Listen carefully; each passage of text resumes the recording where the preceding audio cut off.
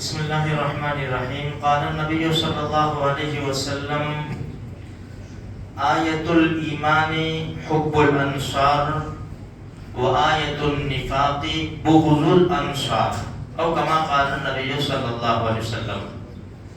اس حدیث پاک میں اللہ کے رسول نے ایک بات یہ فرمائی کہ انصار سے محبت کرنا ایمان کی نشانی ہے اور انصار سے بغض رکھنا نفاق کی نشانی ہے. انصار کسے کہتے ہیں؟ انصار کا معنی ہے مدد کرنے والے. اور انصار مشہور کسے کہا جاتا ہے کہ جب مکہ مکرمہ سے ہجرت فرما کر اللہ کے رسول صلی اللہ علیہ وسلم اور صحابہ کرام تشریف لائے تو انصار نے وہ مدد کی کہ شاید کوئی دنیا والا کر سکے.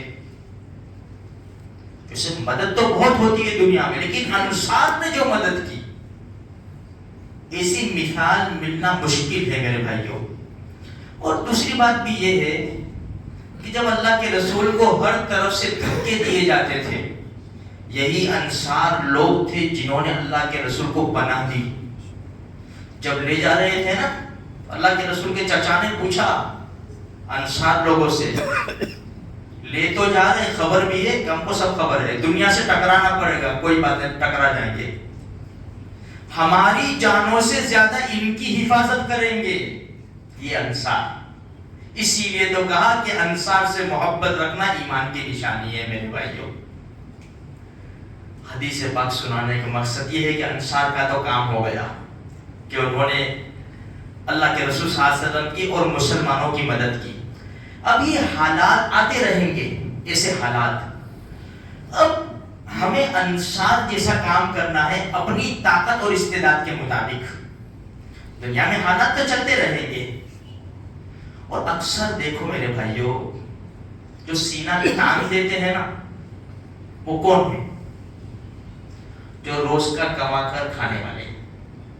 اگر وہ چلے گئے، بند ہو گئے، ہمارا فریضہ کیا ہے؟ ہم سب سوچ سکتے ہیں اپنی مستورات کے ذریعے ان کے گھر والوں کی مدد کرنا. یہ بہت بڑا فریضہ ہے، اسے انصار کہتے ہیں. ہم انصار تو نہیں بن سکتے، لیکن انصار جیسے کارنامے تھوڑے سے ادا کر سکتے ہیں اپنی طاقت اور استعداد کے مطابق میرے بھائیوں. اس لیے ہمیں چاہیے کہ دنیا کے حالات تو چلتے ہی رہیں گے، اپنے محلے سے لے کر ملک سے لے کر دنیا والوں تک حالات چلتے رہیں گے. تو اس میں کیا کرنا ہے بھئی؟ اپنی استعداد اور طاقت کے مطابق ہمیں مدد کرنی ہے. دیکھو، ہر ایک کے پاس وہ صلاحیت نہیں ہوتی کہ لڑ لے. آپ کو چھوٹی سی بات بتاؤں، جب شام کے لیے لشکر تیار ہو رہے تھے تو ابو بکر صدیق رضی اللہ تعالیٰ عنہ ہر لشکر آنے والے کا استقبال کرتے تھے. بھائی یمن سے آیا، فلاں سے فلاں سے فلاں سے استقبال کرتے تھے. ایک صف کے اندر حضرت ابو ہریرہ کو دیکھ لیا کہ وہ بھی تلوار تیر سب بھرائے ہوئے. ابو بکر ہنس پڑے رضی اللہ تعالیٰ عنہ. ابو ہریرہ تجھے تو لڑنا نہیں آتا؟ کہ صدیق دوست تھے نا آپس میں، بات تو ٹھیک ہے آپ کی، لیکن شام کے میوے کھانے بھی نہیں ہے نا، شام پہ چڑھائی کرنی ہے نا، اور اللہ کے رسول کی تو بشارت ہے.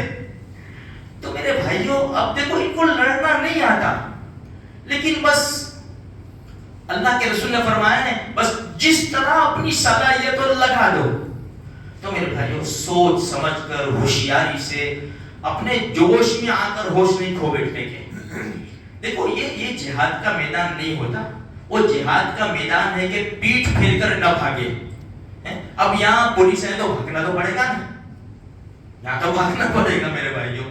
تو ہمیں یعنی سوچ سمجھ کے کام کرنا ہے جو بھی، اور خصوصاً جو ایسے ٹوٹے لوگ ہیں جو اسلام کی خاطر سینہ تان دیتے ہیں میرے بھائیوں، تکلیفیں اٹھاتے، پریشانیاں اٹھاتے، بھرپور ان کی ہمیں مدد کرنی ہے اور مدد اس نیت سے کرنی ہے جیسے انصار نے کی تھی اور اللہ کی رضامندی کے لیے. اللہ کا ہی سنی بات پر عمل کی توفیق نصیب.